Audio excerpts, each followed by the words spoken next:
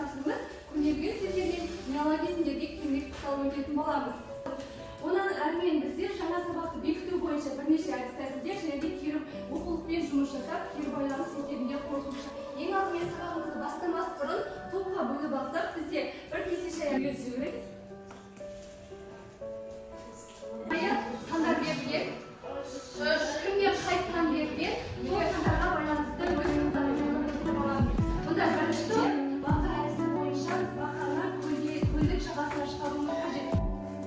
Парсы тілден енген сөздерді көрсет. Қандай сөздер енген бізге? 13 сөздер назар, жарайсың. Бізде екінші топқа сұрақ.